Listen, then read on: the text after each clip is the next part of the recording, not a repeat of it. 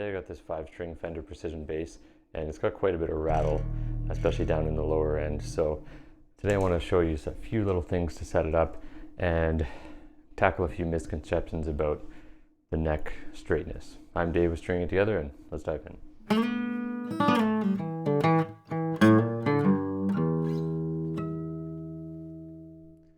So I was sort of debating whether I should use this for a video or not, and I did a quick little search on YouTube and found there's quite a few precision bass setup videos, and the first one that I clicked on, actually, as I was skimming through, it was talking about the neck straightness and how you should make sure that your neck is perfectly straight. Now, that was sort of counterintuitive to the way that I understand setting up basses and guitars. Obviously, some can handle a straight neck, but sometimes you do want a little bit of relief, and that didn't quite seem right to me. And I did do a little bit of more digging just to look, and I looked on the Fender website, and it did say that you do want a little bit of relief. So I wanted to dive into that a little bit and talk about, I'll show you how to check it, as well as why you might want a little bit of relief. So this is a 5-string precision Fender bass, and it's almost the exact same as one that I worked on in a previous video, except that it's a 5-string. And it's actually the same customer. He has a 4-string and a 5-string, and sort of similar issues, except there's a big difference here. So the previous one, the nut slot was cut too deep on one of the strings, which was causing issues, and you can see that video before. But there's also a high fret here and then a high fret over here.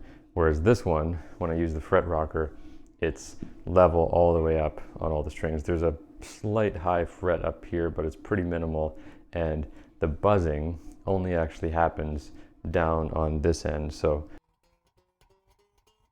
And that's fairly consistent on all the strings. Some of them a little bit more so than others. You have to go a little bit higher. But once you get up to the 8th fret, pretty much the fret buzz disappears. So what I noticed is, looking down the neck, which I typically use my eye and holding it in playing position to do that, looking down the top edge with a good light, I did notice that even though, you know, it looks at a first glance that the neck is perfectly straight, if you use a really good light, you can see very slight differences. And what I noticed was that it's straight, and then there's just an ever so slight break right here. So the easiest way to check the relief or the curvature of the neck is to put a capo on the 1st fret where it joins at the body, and then feel the action at the 8th fret. And you should always do this in playing position, because that way it won't be affected by the gravity of the bass itself and the neck holder.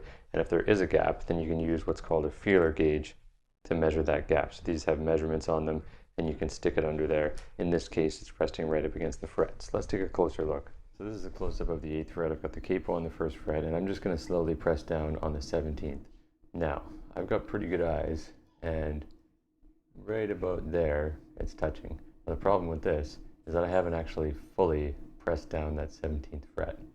So when I press it down, it still makes a slight adjustment. So that tells me that it's touching the fret before I've actually fully fretted the 17th. So I'm sure there's a special tool to get in there, but I'm just going to take off the plate to get at that truss rod. Make sure to hold it down here so you don't scratch the expensive bass. So make sure you got a good fit in there, and this is going to be such a slight turn. I'm not even going to go, I'm going to go even less than an 1/8 of a turn. And I'm just going to put a couple screws in there, because sometimes it can take a day or so for the adjustment to actually take hold. And if I have to adjust it again, I don't want to have to take out like 11 screws.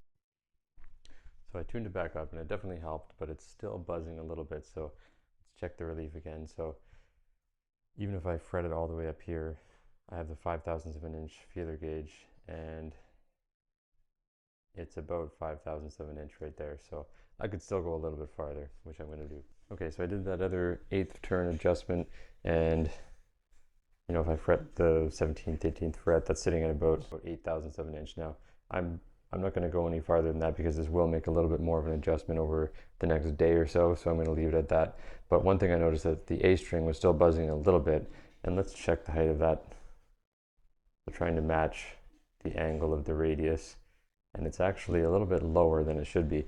And then if you check down here and you look down the strings, you can actually see that the A string is a hair lower than the D string.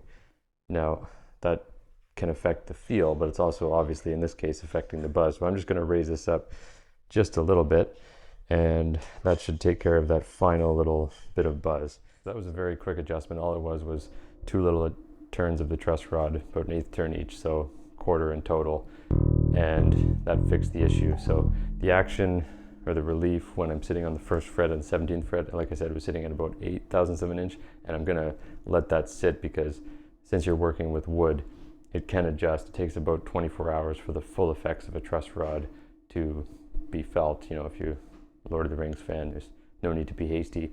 And if it goes up to 10/1000 of an inch, I'm not going to be mad about that. It's just going to give a little bit more playing room. My philosophy around guitar repair is doing as little as possible to fix the issue is the best approach. You don't want to start messing around with things that you don't need to. And that's why I developed a sort of unique approach to fretwork. I call it foolproof fretwork. And I've just reworked it a little bit to even make it more simple for everyone to understand, is tackling 1 fret at a time and getting your frets level, taking off the very minimum amount of material possible, and specifically designed for people that have never done a fret level before. So you can find that in the description below. Follow the link, put in your email, and it's yours. And yeah, gonna give this back to the customer, but now I'm gonna enjoy playing this bass, which I could never afford. I'll see you next week.